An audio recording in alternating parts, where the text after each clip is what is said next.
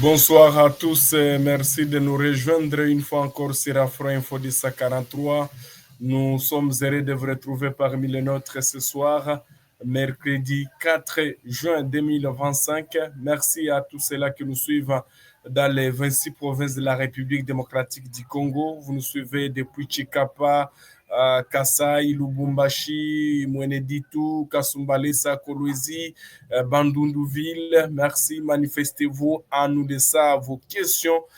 Nous aurons l'état de les répondre juste à la fin de l'émission. Merci à tous ceux-là aussi qui nous suivent dans les 24 communes de la ville-province de Kinshasa, Ansele, Gombe, Matete, Limete, partout ailleurs. Nous vous disons bienvenue pour être informés de la situation sécuritaire et politique de la République démocratique du Congo. Également, nous saluons Christian Goma depuis Manchester en Angleterre. Nous commençons d'abord par cette information en provenance du territoire de Kabare, plus précisément dans le centre de Katana, où en tout cas les Ouazalendou réapparaissent de nouveau dans le centre commercial de Katana après de tenses combats contre les rebelles du M23. Les Ouazalendou encore sont dans ce centre alors que les combats étaient à 2 kilomètres de ce centre depuis 11 heures, juste où tout a débuté et les Ouazalendou ont réussi à ramener les combats encore dans le centre de Katana. En tout cas, il était exactement 11h05 à Katana, dans la province du Sud Kivu, plus précisément dans le territoire de Kabare, où donc plusieurs coups d'effet ont été entendus d'abord à 2 kilomètres de Katana Centre. Cela a été dû aux affrontements entre les rebelles du M23 et les Ouazalendo. Alors, les Ouazalendo ont réussi à ramener encore, à repousser les éléments du M23, de les faire quitter ou de les faire de prendre encore l'avantage vers de quitter les 2 kilomètres pour ramener les combats dans le centre de Katana. Donc, au moment où même je suis en train de vous parler, il y a toujours des tirs qui retentissent. Néanmoins, les premiers bilans avancés par les sources locales font état de 2 personnes qui ont été touchées dans des échanges de tirs entre les rebelles du M23 et les Ouazalendo. La situation a été reste confuse pour l'instant. 19h06 dans les Katana Centre. Toutes les activités socio-économiques sont paralysées. Aucune activité n'a démarré depuis 11 heures parce que d'ailleurs aujourd'hui c'est une journée du marché. C'est la journée d'aujourd'hui que les villageois et villageoises, également tous les gens d'autres villages environnants partent au marché pour se procurer à manger, pour vendre leurs produits agricoles. Alors, ils ont été surpris par ces affrontements qui opposent les rebelles du M23 aux résistants Ouazalendo. Pour l'instant, je vais vous laisser suivre comment est-ce que la situation se passe du côté de Katana. Au moment où nous sommes en train de vous parler, la situation reste confuse, mais je vais vous laisser dans ces images, je vous allez suivre comment est-ce que la situation se déroule du côté de Katana. Voilà, espérons qu'on va Bandugu wapenzi, leo ilikuwa siku ya soko Katana. Isa ni kama ni 11 watu wanakutanana tena Katana, bakubwa na barefu bafupi. Sikia vinakuwa tena Katana Center tena sai. Ona soko inakauka sai, soko na balabala vinakauka vyote sai sai kusegonde moja. Sikia hata hivi vinakuwa tena Katana, tunachanganyika tena Katana sai, ona balabala kwa kule sikia soko leo. Vyote vinakauka. Basikia. Oni mwenikuambia. Voilà, donc c'est comme ça, vous entendez même des tirs qui se font toujours entendre dans cette cité, dans le centre de Katana. D'ailleurs, Katana se trouve dans le territoire de Kabar. Il n'y a pas même de cela.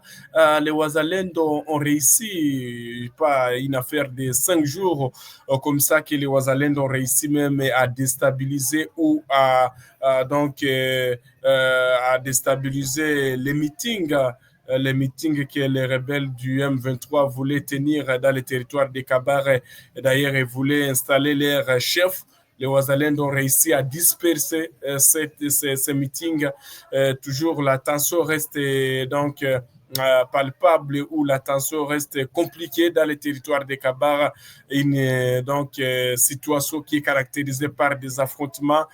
Donc pour l'air, il y a toujours la population qui reste terrée dans l'air maison suite à ces affrontements. Des mouvements de population sont observés vers les quartiers périphériques, alors que certains commerçants ont rapidement fermé leurs portes par mesure de précaution. Les combats se poursuivent 19h09 dans le centre de Katana. Difficile pour nous de dire qui contrôle totalement la cité de Katana. Parce que oui, les combats sont arrivés dans le centre de Katana au moment où je suis en train de vous parler.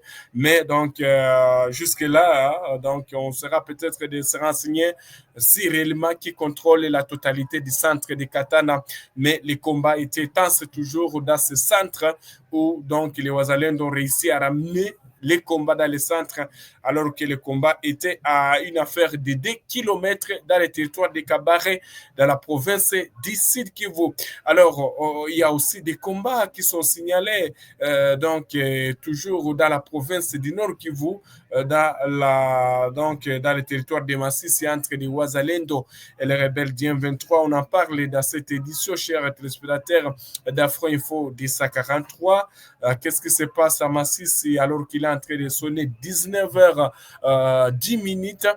On nous signale qu'il y a aussi des affrontements.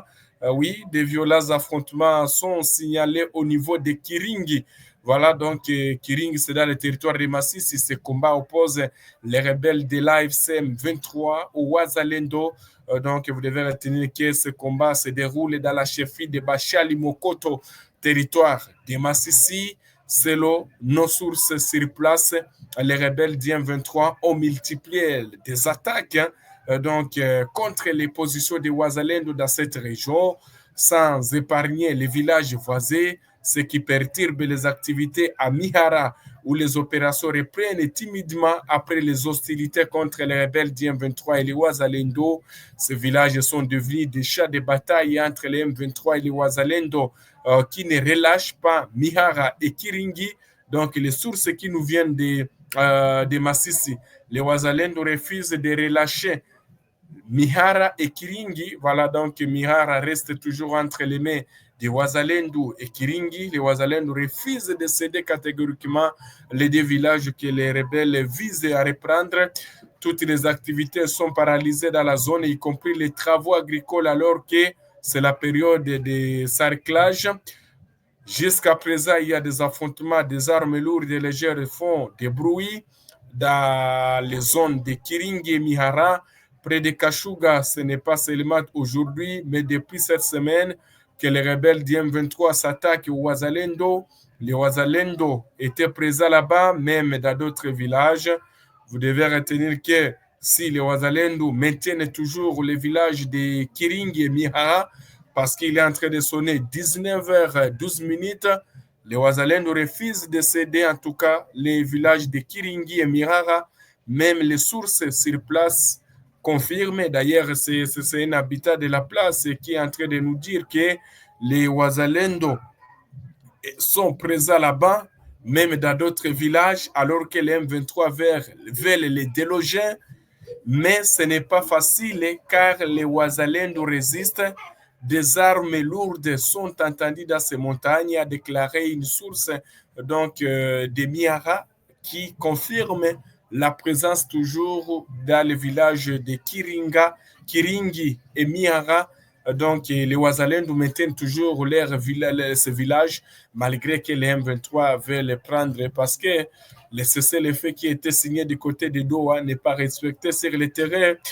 Par ailleurs, d'autres sources évoquent un renforcement en hommes et en munitions côté de l'AFC M23 passant par Rugarama, localité de Mouesson.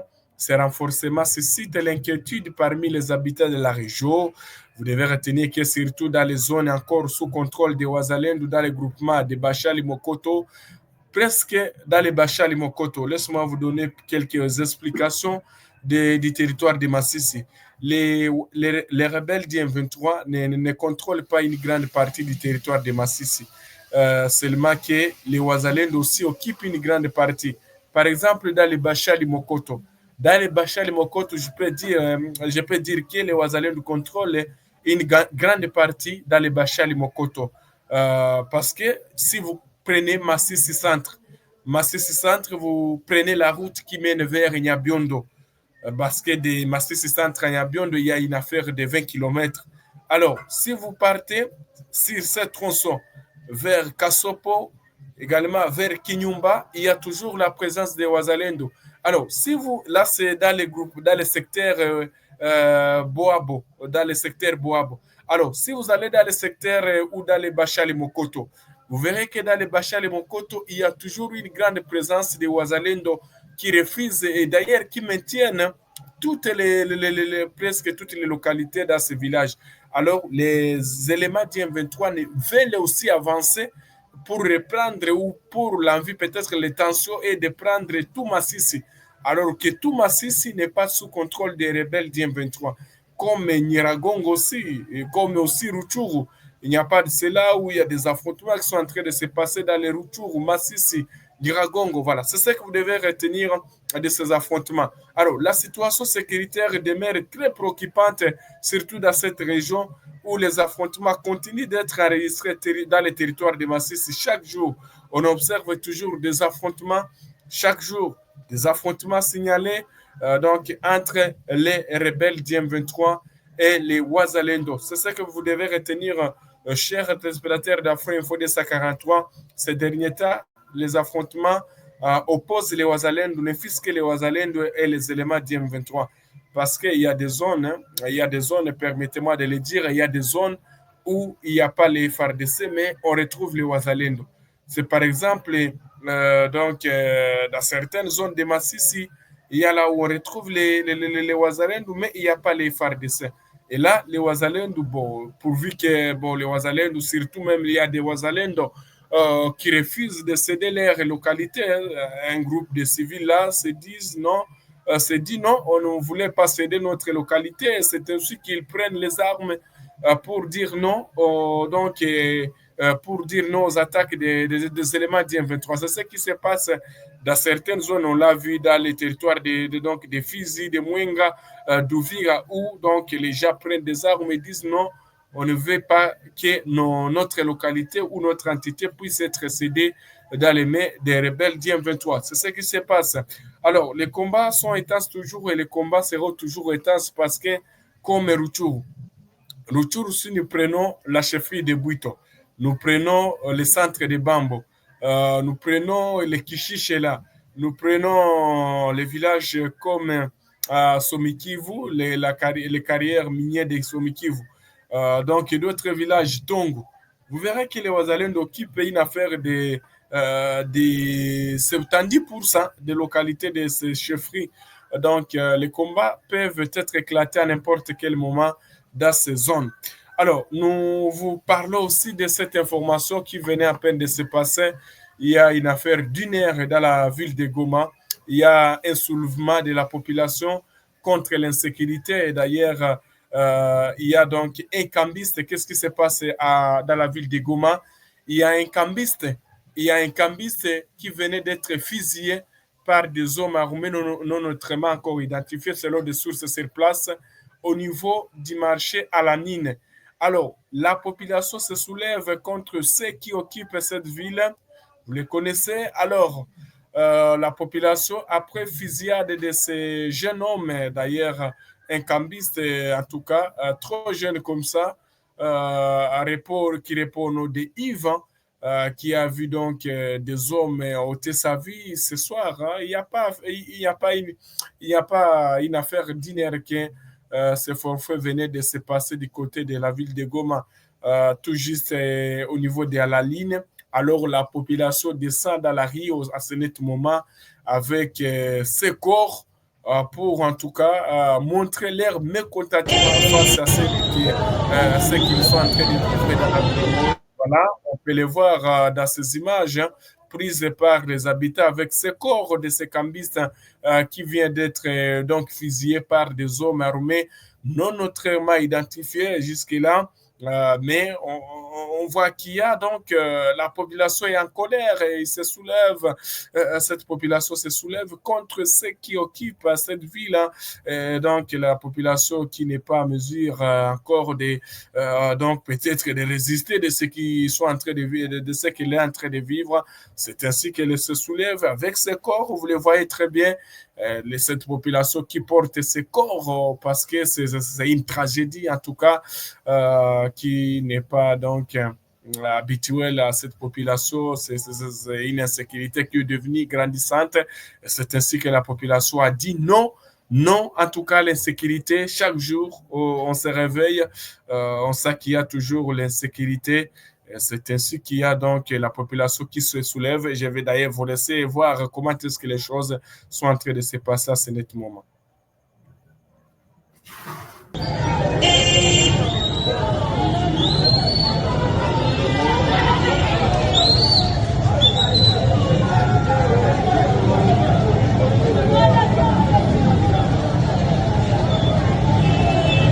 Donc, la population de Goma vient de se soulever contre l'insécurité après avoir donc attaqué ou après avoir attaqué un cambiste qui a perdu sa vie donc directement sur les champs. Alors, cette population n'a pas pu supporter et elle est descendue dans la rue pour dire non à l'insécurité qui s'observe dans cette ville. C'est ce que nous apprenons auprès donc de nos sources sur place. Merci à tous ceux-là qui sont connectés depuis la France, l'Angleterre. Nous sommes heureux de vous retrouver parmi les nôtres. Alors, on va parler aussi de cette information, contrairement à une rumeur largement répandue sur la toile annonçant la fuite donc et le raillement du général Amis Kumba à Tango Fort au rebelle du M23, le général Sylvain Ekenge, porte-parole des FARDC, a formellement démenti en tout cas cette information. Elle est fausse, contrairement à ce qui se disait sur les réseaux sociaux, comme quoi donc Tango Fort est allé se rallier au M23. C'est faux. D'ailleurs, le porte-parole des FARDC, le général-major donc Sylvain Ekenge, a démenti cette information. Alors, on va parler de cette information si aussi donc la RDC qui s'oppose fermement à une présidence rwandaise à l'occasion de la 26e session de la conférence des chefs d'État et de gouvernement de la communauté économique des États de l'Afrique centrale. La RDC donc a clairement exprimé son refus de voir le Rwanda prendre la présidence tournante de l'organisation régionale. C'est ce qu'a confié donc dans cette semaine à la presse le ministre congolais de l'intégration régionale Didier Manzenga peu avant son départ pour Malabo en Guinée équatoriale. Selon le ministre, la RDC a rappelé la nécessité de faire respecter les décisions adoptées lors du précédent sommet des chefs d'État au cours duquel le Rwanda avait été pointé du doigt pour son implication militaire dans l'Est de la République démocratique du Congo. Aucune amélioration n'a été constatée sur le terrain depuis cette sanction. Les troupes rwandaises sont toujours présentes et l'agression se poursuit, a-t-il souligné. Face à cette situation inchangée, Kinshasa exige que de nouvelles mesures soient discutées afin de renforcer la position de cette institution d'Afrique centrale contre toute forme de déstabilisation régionale. La RDC, membre actif de la communauté, estime qu'il serait incohérent de confier la direction de l'organisation à un pays directement impliqué dans un conflit armé avec l'un de ses membres. C'est ce que nous venons à peine d'apprendre, alors que l'Union européenne aussi, l'Union européenne exprime sa vive préoccupation face à la dégradation de la situation humanitaire dans l'Est de la République démocratique du Congo, plus précisément dans la province du Nord Kivu et du Sud Kivu, où plusieurs localités sont encore contrôlées par l'AFCM 23. Son ambassadeur en RDC l'a déclaré d'ailleurs hier à Beni, chef-lieu provisoire de la province du Nord Kivu. Nicolas Berlanga, ambassadeur de l'Union européenne en RDC, a conduit une mission conjointe de quelques heures comprenant 9 ambassadeurs européens accrédités en RDC. Cette visite visait à lancer des projets financés par l'Union européenne pour renforcer la paix, la résilience et la cohésion sociale à Ituri et au Nord Kivu. C'est ce que vous devez retenir. Bonjour, chers journalistes. Quelle est la situation de Katana à cette heure passée à Ombeni? L'information que nous avons, M. Pasta, voulait dire passée à Ombeni, et que Katana, pour l'instant, difficile de dire qui contrôle les centres de Katana. Ce que je connais, c'est que auprès de nos sources sur place, les Ouazaliens ont réussi à ramener les combats. Les combats sont arrivés maintenant dans les centres de Katana, alors que c'est aujourd'hui que Katana, donc on observe les marchés de Katana. Les gens viennent vendre leurs produits, les gens peuvent aller se procurer à manger. Alors les gens ont été surpris, mais les combats d'abord ont commencé, c'était à 2 km de Katana Centre. C'est ainsi que les Ouazaliens ont repoussé les éléments du M23 jusqu'à ramener les combats dans les centres de Katana. Au moment où je suis en train de vous parler, il est en train de sonner 19h25. Il y a des tirs toujours qui retentissent dans le centre de Katana. Je vous le disais, il y a donc des tirs qui retentissent toujours dans le centre de Katana. La situation reste confuse. Les habitants qui sont tout proches du marché de Katana dans le centre sont terrés dans leur maison. Il n'y a pas les habitants ne parviennent pas à sortir parce qu'il y a des tirs de calibre qui retentissent partout toujours. Les Ouazaliens, peut-être, on ne sait pas qu'est-ce qui va se passer, s'ils vont passer leur nuit à Katana, s'ils vont encore céder, mais ils sont là. Certaines sources ont affirmé que les Ouazaliens vont arriver dans le centre. Alors, difficile de dire qui contrôle la totalité des centres de Katana. Voilà, c'est ce que je connais comme information auprès des sources sur place. Allez, Titandro, quoi, merci. Est-ce qu'il y a quelqu'un qui a aussi une question pour répondre?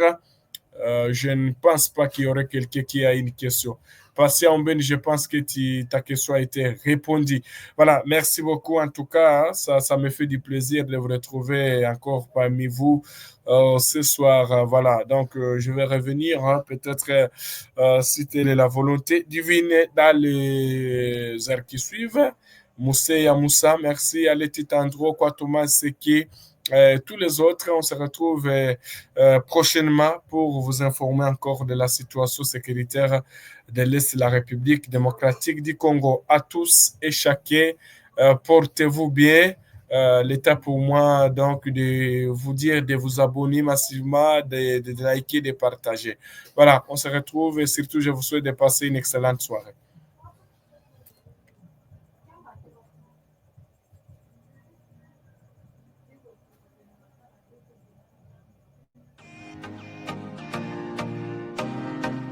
Bienvenue parmi les membres d'Afro Info 243, où votre soutien est non seulement apprécié, mais crucial pour notre émission.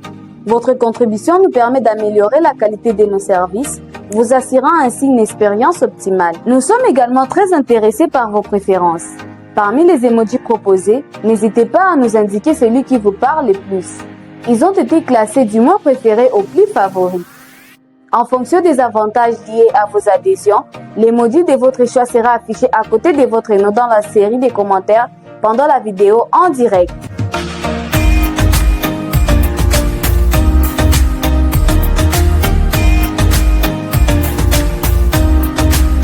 Encore une fois, nous tenons à vous exprimer nos sincères gratitudes pour votre participation dans notre communauté. Votre soutien est essentiel et fait toute la différence.